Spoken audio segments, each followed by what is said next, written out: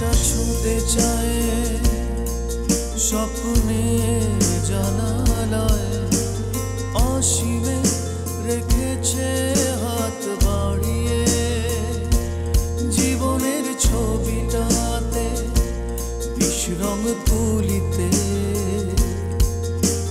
ক্ষত আঁকে নিষ্ঠুর আঁকিয়ে অজানার তারা জানে মিথ্যার দল চারে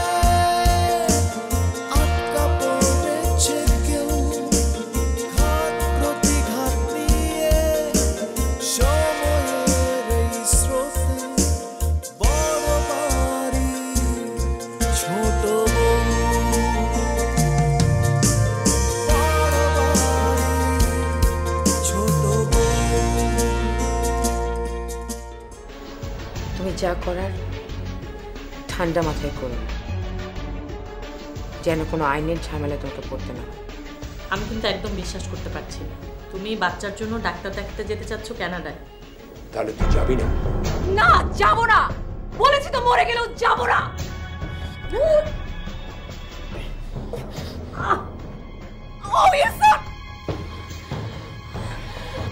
কবির আবার হঠাৎ করে কানাডা যাওয়ার সিদ্ধান্ত নিল কেন? ওর কি এদেশে অ্যাডজাস্ট করতে অসুবিধা হচ্ছে? না না, সেরকম কিছু না, মানে হচ্ছে সবাই বাচ্চা নেওয়ার কথা বলছিল না, আমি বলেছিলাম, আপনি বলেছেন, তো অনেকবার তো ওকে বোঝানো হয়েছে, এখন সে রাজি হয়েছে। কবির বলছিল যদি ডাক্তার দেখাতেই হয় তাহলে ও কানাডায় গিয়ে ডাক্তার দেখাতে চায়, মানে সবচেয়ে ভালো ডাক্তার সে দেখাতে চায়। বাহ, তাহলে তো খুবই ভালো খবর। কিন্তু হুট করে তোমরা ওখানে গিয়ে কোথায় উঠবে?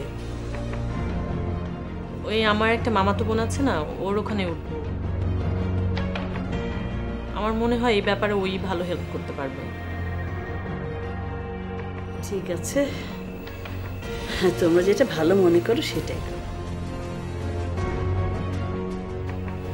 আল্লাহর কাছে দোয়া করি তোমরা যেন সাকসেসফুল হয়ে বেরিয়ে আসতে পারো। দোয়া করবেন দাদি। দাদি, আমি এখন উঠি, আমার আবার ব্যাগপত্র গোছগাছ করতে হবে, বাবা মার সাথেও একটু দেখা করতে যেতে হবে। ঠিক আছে, ভালো থেকো।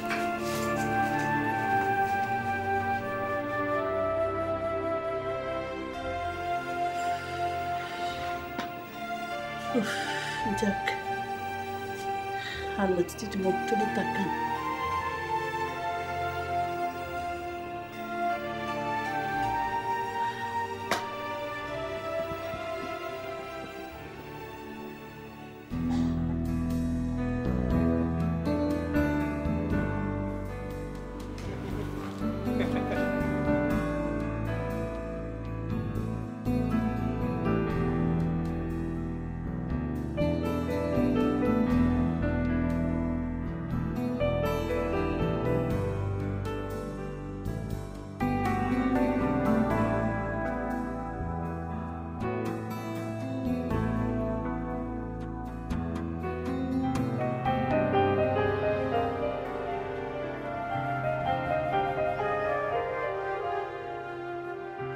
তুমি আমার পেছন পেছন হাঁটছো কেন? আমার সাথে সাথে হাঁটো। তুমি হাঁটো, আমি আছি। না, তুমি আমার সাথে সাথে হাঁটবে। হাঁটছি তো। আমি তোমার হাত ধরে হাঁটবো। না,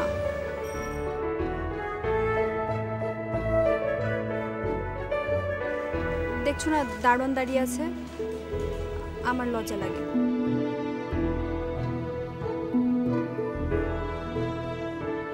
ও, তোমার লজ্জা লাগে? হ্যাঁ। আমার লজ্জা লাগে না।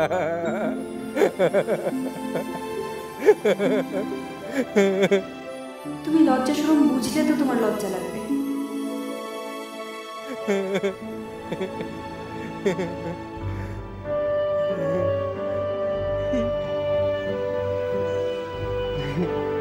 হাত ধরি। আমার লজ্জা লাগে।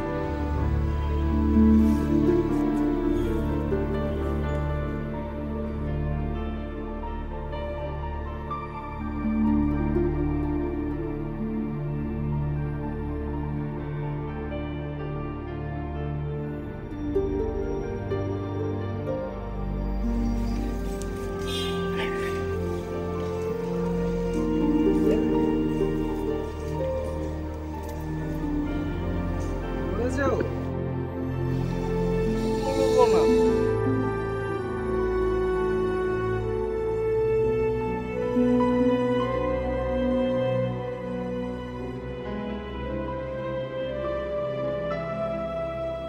এত সুন্দর একটা মেয়ের এইরকম একটা পাগল ছেলের সাথে বিয়ে কি কেউ দেয়?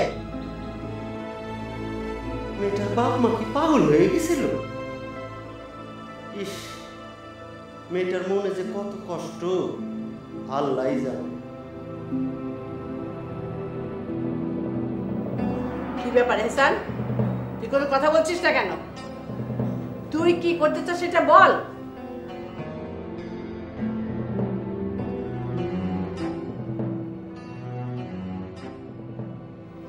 তুই তো মেয়েটাকে বিয়ে করেছিস নাকি? এখন মেয়েটাকে বাড়ি থেকে বের করে দিলে কত রকম ঝামেলায় পড়তে হবে তুই ভেবে দেখেছিস একবার? কোনো ঝামেলা হবে না। কি বলে, আমি ব্যবস্থা নেব। ও আজই এ বাড়ি থেকে চলে যাবে।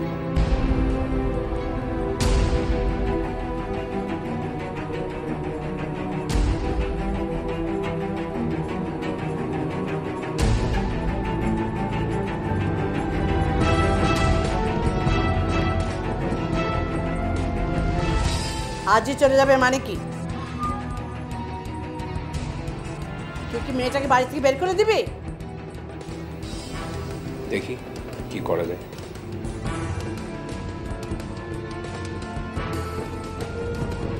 দেখি কি করা যায় মানে কি? ইহসান, তুই কিন্তু আবার জোয়ারদার পরিবারের মান সম্মান নিয়ে খেলতে শুরু করেছিস। এটা নিশ্চিত থাকো যে তোমাদের মান সম্মানের কোনো ক্ষতি হবে না মা। তুমি কিভাবে নিশ্চিত হচ্ছ আমি জানি না আহসান, তবে আমি দেখতে পাচ্ছি জোয়ারদার পরিবার একটা নোংরা পরিস্থিতির মধ্যে প্রবেশ করতে চলেছে। বললাম তো, কি বলে, আপনাদের মান সম্মানের কোনো ক্ষতি হবে না। আহসান, অবুঝের মতন কথা বলো না। আজ তুমি এই মেয়েটাকে বাড়ি থেকে বার করে দিতে পারো, তারপর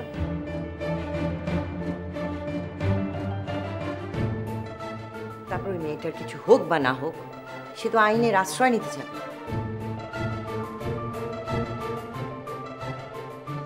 এবং সেখান থেকে ধীরে ধীরে খবরটা টেলিভিশনে যাবে, পত্রিকায় যাবে, রং মিশিয়ে সারা দেশের মানুষ জানতে পারবে।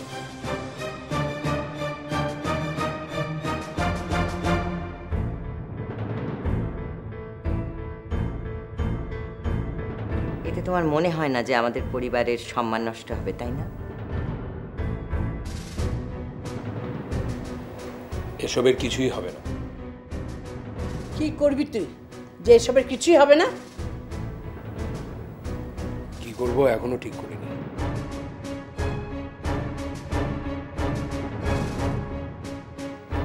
কি বলে, এমন একটা কিছু করব যাতে তোমাদের মান সম্মানের কোনো ক্ষতি না হয়।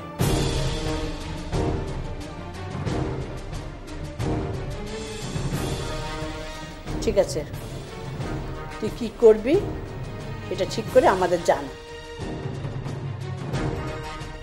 দেখি কিভাবে তুই আমাদের মান সম্মান রক্ষা করতে পারিস।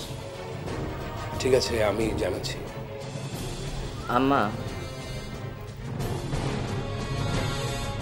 এহসানকে এই বিষয়ে সমাধান যদি বার করতে বলেন আপনি, আমার মনে হয় না সে কোনো সমাধান বার করতে পারবে।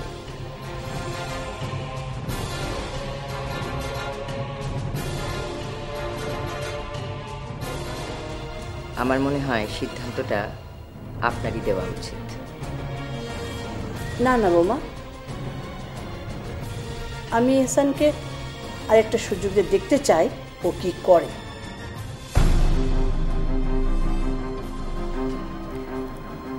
আম্মা, আমি কিন্তু ওদেরকে সুযোগ দিয়েছিলাম। আমি এহসানকে নিয়ে এসে তিনির কাছে পাঠিয়েছিলাম। আমি ভেবেছিলাম ওরা নিজেদের মধ্যে আলাপ আলোচনা করে একটা মীমাংসায় আসবে, কিন্তু ওরা তো কোনো মীমাংসায় আসতে পারেনি।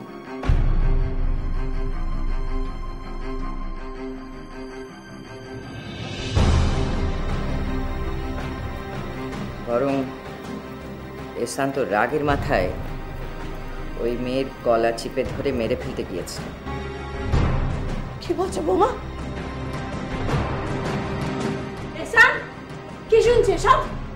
হ্যাঁ, তুই মেয়েটা গলা টিপে মেরে ফেলতে চাইছিলি?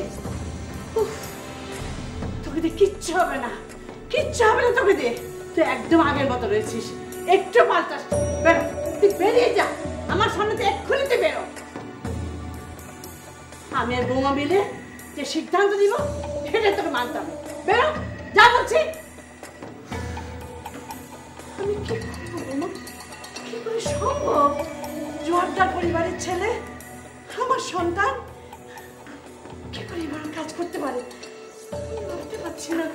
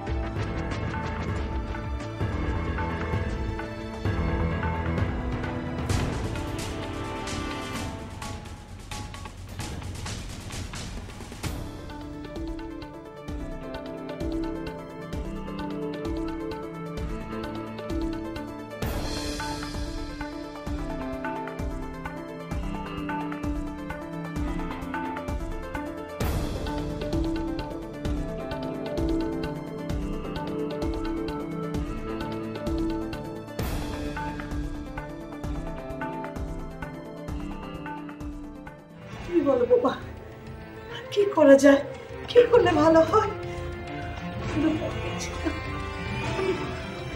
আম্মা, এইসব নোংরা বিষয়গুলো বাইরে জানাজানি হওয়ার আগে একটা সমাধানে পৌঁছানো খুব দরকার।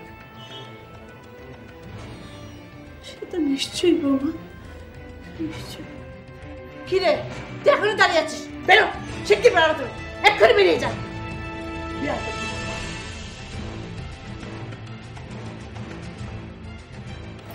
চাচা, দাদির সাথে কথা বলার পর ডিসিশন কি হলো?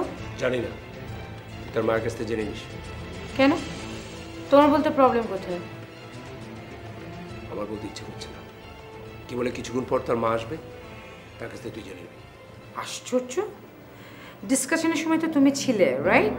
তাহলে তোমার বলতে প্রবলেম কোথায়? Please marine, please shot. আরে চাচা,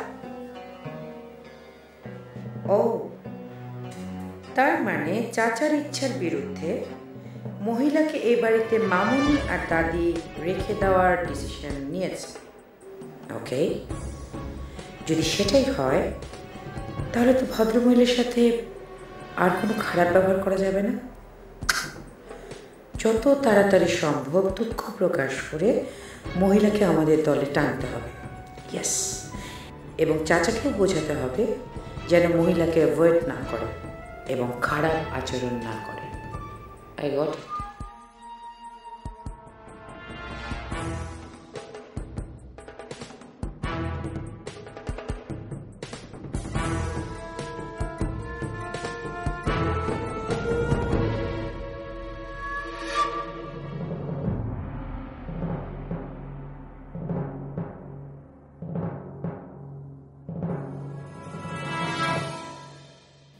আজ পর্যন্ত আমি আমার সম্পত্তি বুঝে পাইনি, পাওয়ার জন্য এখন পর্যন্ত কিছুই করতে পারিনি।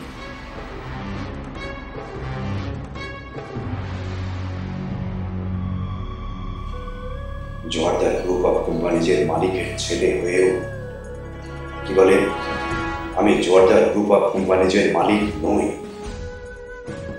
একজন নিম্ন বেতনভুক্ত কর্মকর্তা। এভাবে আর কতদিন?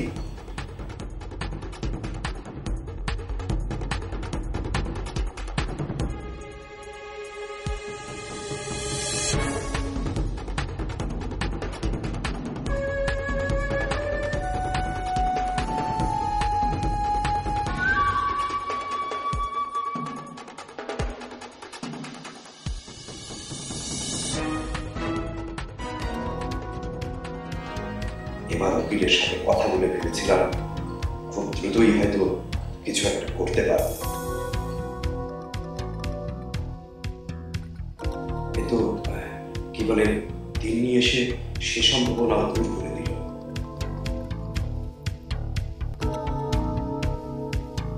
এখন এসব নিয়ে ভবিষ্যতে কথা বলা কিংবা কোর্টে কেস করা কোনোটাই ঠিক হবে না।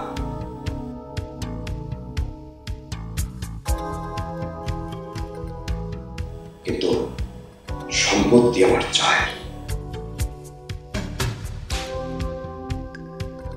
আমার নিজের জন্য কিছু চাই, এনিহাউ। কিন্তু কিভাবে?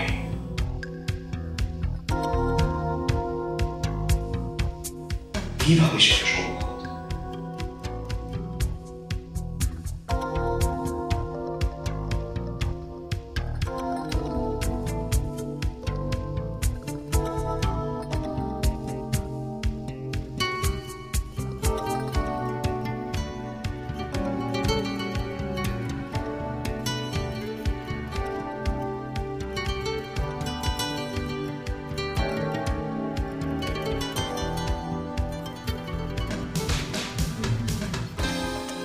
কি অবস্থা চাচ্ছু? কোনো অবস্থা নেই, কি বলে একেবারে ফেঁসে গেছি। এর থেকে মুক্তির কোনো পথ নেই।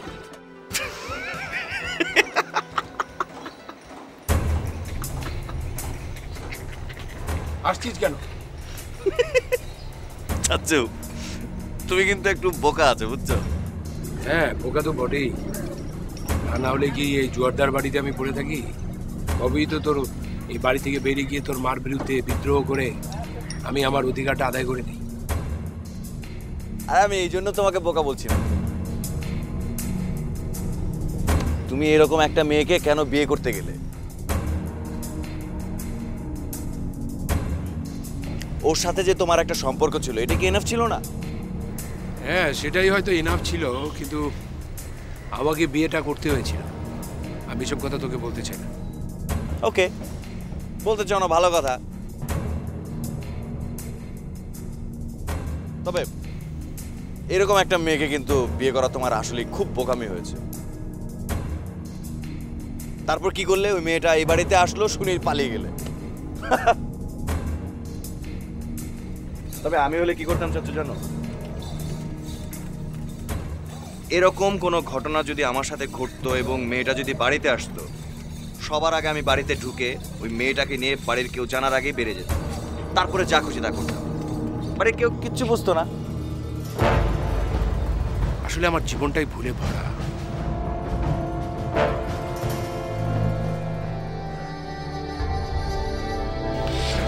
রঙ্গনা যে এই কাজটা করেছে, এ থেকে কিন্তু একটা কথা প্রমাণিত হয়, রঙ্গনার মাথায় তোমার থেকে বুদ্ধি বেশি। আমার আত্মহত্যায় যদি তোমার জন্য মঙ্গল হয় এসা, তবে আমি আত্মহত্যা। আমার প্রথম বিয়ে আমি যখন কাউকে না জানিয়ে করলাম, বাবা কিন্তু সেটা মানতে পারেনি, আর সেই কারণেই আমাকে সম্পত্তি থেকে বঞ্চিত করল। তুমি কিন্তু দেখতে খুব সুন্দর। তুমি কি আমাকে ভয় পাও? রঙ্গনা